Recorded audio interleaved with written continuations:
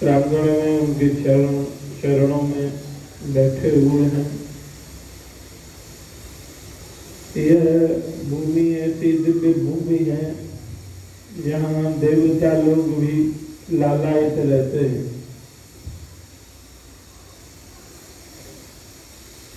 यह श्री जी की ब्रज लीला, कुंज लीला, निकुंज लीला, निभृत निकुंज लीला की स्थली है गहवर वन भूमि। तो यह साधारण सौभाग्य नहीं है, सौभाग्य तो है ही है, लेकिन मूल में श्री जी का अनुग्रह है, उनकी कृपा का फल है। बिना उनकी कृपा के यहाँ किसी का न प्रवेश है, न यहाँ रहने का अवसर मिलने वाला है। तो किशोरी जी की विशेष कृपा रह करके उपासना में जीवन व्यतीत करना, सेवा परायण होकर के रहना, उनकी और उनके जनों की सेवा करते हुए समय व्यतीत करना, यह विशेष कृपा है। कई लोग रहते हैं धाम में, लेकिन धाम में कैसे रहना चाहिए यह रहने का ज्ञान सबको नहीं। कई लोग तो धाम में आकर के अपराध भी करते हैं, विकृति भी फैलाते हैं, स्वयं वासना ग्रसित होकर के दूसरों के अंदर भी वासना पैदा कर देते हैं, और वासनाएं, कामनाएं भगवत भजन से अलग कर देती हैं। इसलिए नित्य चैतन्य होकर के सावधानी पूर्वक गुरु शास्त्र के अनुगत होकर के, गुरु शास्त्र के अनुसार गोविंद की प्रसन्नता जिसमें हो, उस विधि से हम लोगों को रहना चाहिए, भक्ति करना चाहिए। मन माना आचरण, मन माने ढंग से रहना, यह भक्ति नहीं है। भक्ति में अधीनता है अपने इष्ट की, गुरु की। स्वतंत्रता वहाँ नहीं है। स्वतंत्रता में तो प्रमाद, आलस रहता है। अरे भगवान स्वतंत्र नहीं है, हम भक्त पराधीनो यह स्वतंत्र बद्ध। भगवान कहते हैं मेरे कोई स्वतंत्रता नहीं है, मैं भक्तों के अधीन रहता। तो भक्त कैसे स्वतंत्र रह सकता है? स्वतंत्रता का मतलब मनमानापन नहीं है। स्वतंत्र रहना, शास्त्र के अधीन, गुरु आज्ञा के अधीन, भगवत आज्ञा के अधीन रह करके हम लोगों को संयमित और मर्यादित जीवन व्यतीत करते हुए अपने लक्ष्य की ओर निरंतर बढ़ते रहना, प्रयासरत रहना। चरे वेती चलते रहो। घबराना नहीं है, हताश नहीं होना है, बाधा आने पर रुकना नहीं है, बाधाओं से लड़ते हुए आगे बढ़ना है। बाधा बाधित कर दी और भक्ति रुक गई तो वो भक्ति कैसे? सदा चलते रहना, सदा चलते रहना। चलना हमारा काम है, चलना हमारा काम है। चलते रहना, रुकना नहीं है। तो कैसे चलना है भक्ति मार्ग में, ये हम लोग नारद भक्ति सूत्र का आश्रय लेकर के विगत कई दिनों से चिंतन कर रहे हैं, संतों की वाणी का आश्रय लेकर के। तो कल 6वें सूत्र पर हम लोग चर्चा कर रहे थे। यद ज्ञात्वा मत्तो भवति स्तब्धो भवति आत्मा रामो भवति। भक्ति को या भगवत प्रेम को जान करके भक्त मस्त हो जाता है, आनंद में डूब जाता है, या कहो कि भक्ति में पागल हो जाता है। दो तरह के पागल होते हैं, एक तो माइंड डिस्टर्ब हो गया या बहुत अधिक कूट पटांग चिंतन हो गया तो उसमें पागल होता है, वो किसी काम का नहीं रहता।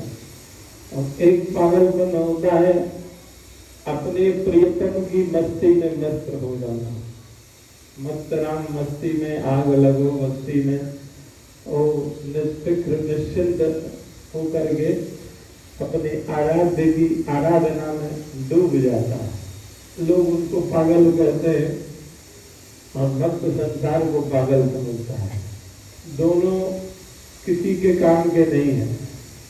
भक्त के काम का संसार नहीं और संसार के काम का भक्त नहीं रह जाता। और होता है ये संसारी लोग तभी तक प्रेम करते हैं जब तक उनकी स्वार्थ सिद्धि होती है। देख लिया ये बेकाम का है, ना कोई घर का काम करता है, ना ये पैसा कमाता है, तो उसकी फिर उपेक्षा हो जाती है। जब भरत जी के माता पिता नहीं रहे तो कहाँ भाइयों ने आदर किया, परमहंस स्थिति थी जरूरी, महाभागवत से कौन जाना उनको, तो पूरा परिवार उनको पागल समझता है और वो उनको पागल समझते, तो अपनी मस्ती में मस्त रहता है, बस किसी की परवाह नहीं करता। कोई मोई निंदो कोई मोई विंदो, हमको इतनी समझ भली है, ठाकुर हमारे नंद नंदन ठकुरायन श्री राधिका रानी। तो युगल चरणों की उपासना में वह तत्पर रहता है। संसार क्या कर रहा है, क्या कह रहा है, यह परवाह भक्त नहीं करता है। तू तो राम सुमिर जग लड़वा दे, हाथी अपनी गैर चलत है, कुकर भुतवा को भुतवा।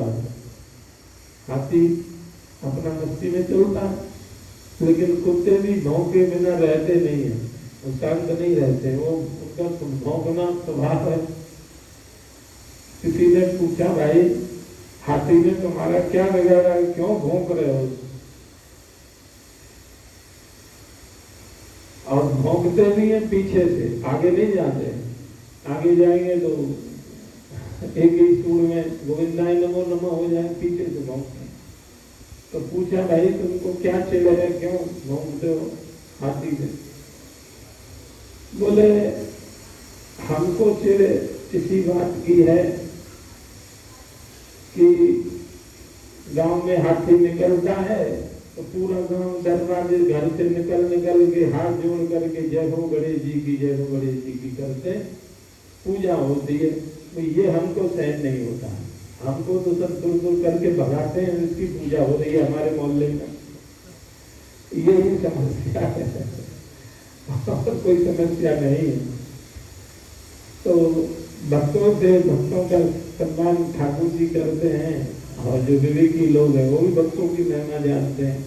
लेकिन जो कुकर स्वभाव वाले होते हैं वो भाव भाव भाव भाव भाव भाव ना करते रहते हैं, क्योंकि दूसरे की पूजा उनको पसंद नहीं, पचती नहीं है। तो महात्मा कहते हैं, हाथी अपनी गैल चलत है, कुकर भुतवा को भुतवा दे, तू तो राम सुमिर जग लड़वा दे। लड़ने दो, इनका तो काम है भौंकने का, और अपनी राह चलते रहना है। संसार की परवाह जो करता है वो भक्ति नहीं कर पाता। लेकिन भक्ति की आड़ में पाखंड न होने पावे, यह भी सावधानी परम आवश्यक है। तो यह ज्ञात्वा मत्तो भवति, तो भक्ति तत्व को या प्रेम में जब प्रेमी डूबता है तो वह मत्त हो जाता है, आनंद विभोर हो जाता है, स्तब्ध माने शांत हो जाता है, उसकी सब चित्तवृत्ति शांत हो जाती है, चांचल नहीं रह जाता, शांत ही नहीं प्रशांत हो जाता है। जितने विकार हैं, काम क्रोध मद मोह मात्सर्य, इस सब का प्रशमन हो जाता है, अवसर ही नहीं। सब इंद्रियां कृष्ण उपासना में लग गई, तो विषयों की ओर वो उन्मुख नहीं होती है। आत्मा रामो होती है, आत्मा राम हो जाता है। तो कल हम मत्तो भवती इस पर कुछ चर्चा किए। इस अवस्था का वर्णन भागवत जी में श्री प्रहलाद जी के चरित्र में किया गया है, बड़ा सुंदर, कि जब प्रहलाद जी भगवत भजन में मत्त होते हैं, डूबते हैं, तो उनकी क्या स्थिति होती है उसका वर्णन कर रहे हैं।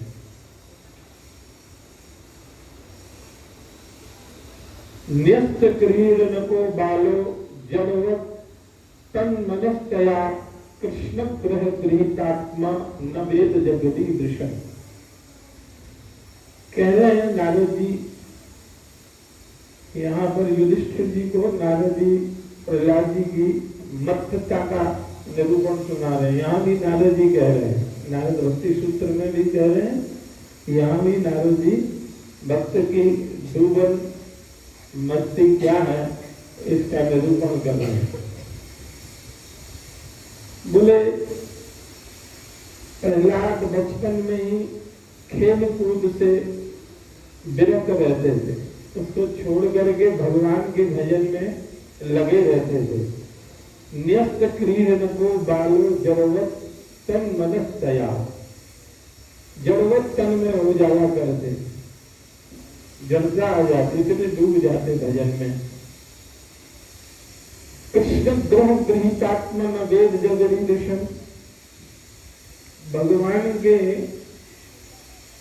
भगवान श्री कृष्ण के अनुग्रह रूप ग्रह से वो गृहित थे।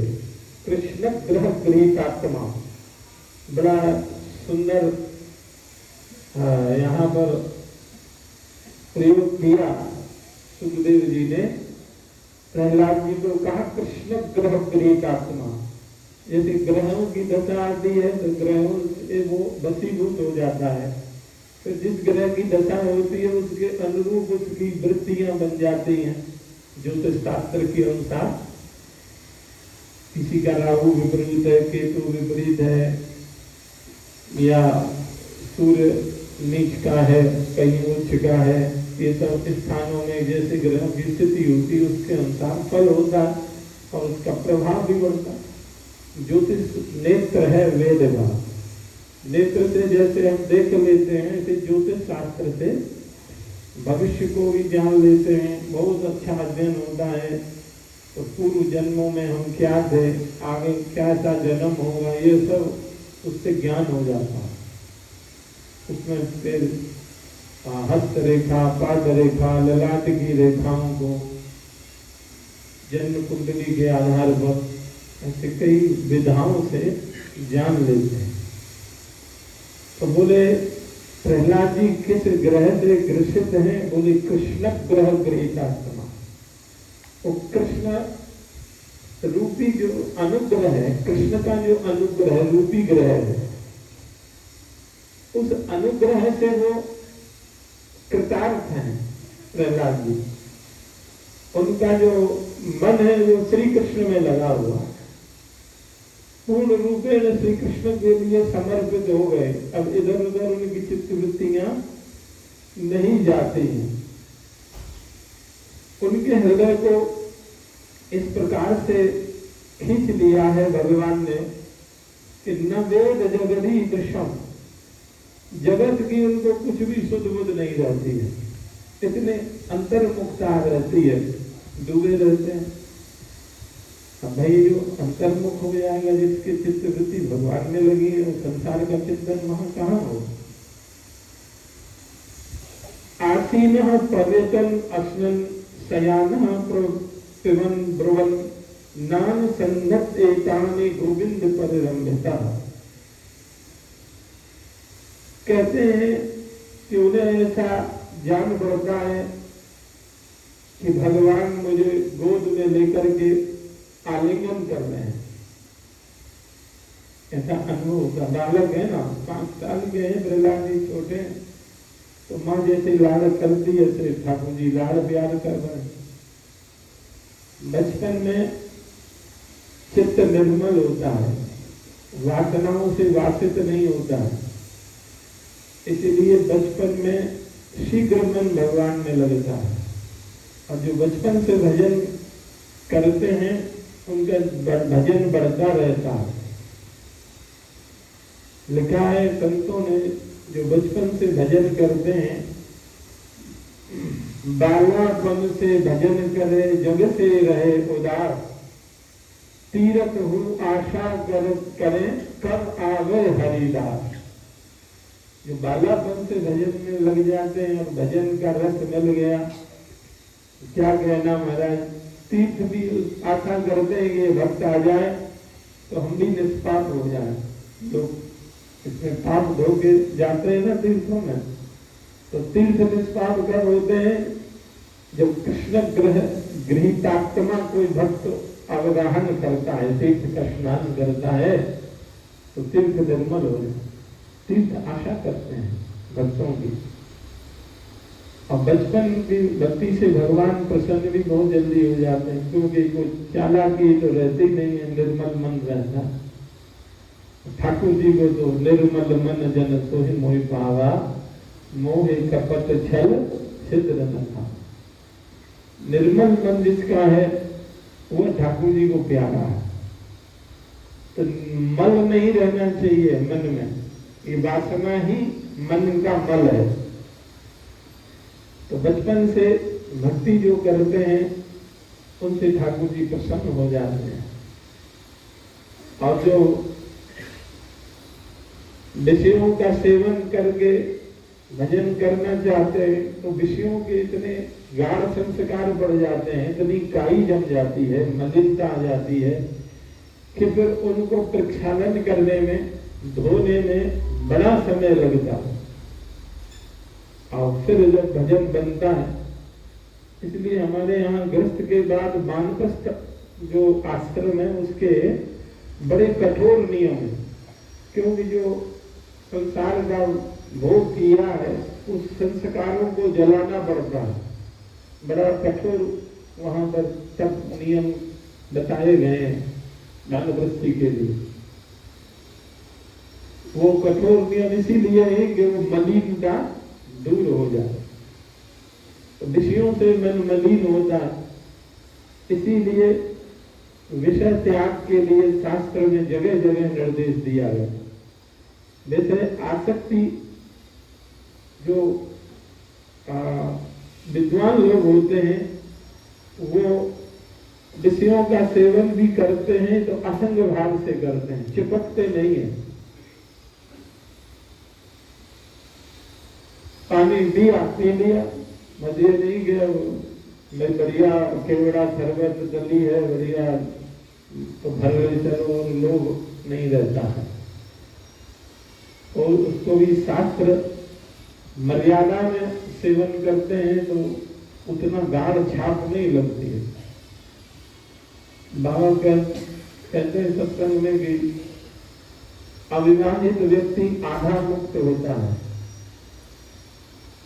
लेकिन मिथ्याचारी नहीं होना चाहिए। कर्मेंद्रियाणि संयमी आस्ते मनसा स्मरण। कर्मेंद्रियों को तो संयमित किया, लेकिन मन से विषयों का चिंतन कर रहा है। चिंतन नहीं कर रहा है और भगवत उन्मुख है, भजन कराए हैं, तो वास्तव में वो आधा मुक्त है। उसको आसक्ति का विस्तार तो नहीं हुआ। अब जो तो कई बार हम लोग भी विरक्त होकर के आसक्ति का विस्तार कर लेते हैं, शिष्य प्रशिष्य बना करके बहुत बड़ा परिवार कर लेते हैं। घर छोड़े घर घर फिरत तो घर में कहाँ बिगाड़, घर में छाड़ गए नंद नंदा और घर घर फिरत उगाहा तो चंदा। बड़ा सुंदर पद है। तो घर छोड़ा लेकिन अब घर घर घूम रहे हैं, पदरामनी हो रही है, ग्रहण दक्षिणा के लोग में कृपा करने जा रहे हैं महाराज। आश्रम में तो उत्सवों पर उपस्थित है, बाकी तो यजमान प्रत्यर्थ ही सब संकल्प चल रहा है, परहेज परोपकार कर रहे हैं। अरे वास्तविक परहेज परोपकार आपके शिष्यों का, आपके परिवार का और देश समाज का भजन से ही होगा, नंद नंदन की सेवा से ही होगा। उनको छोड़ दिए, उनका सेवा में रुचि नहीं है और इधर उधर भटकते ही फिर रहे हैं। भटकत फिरत गौड़ गुजरा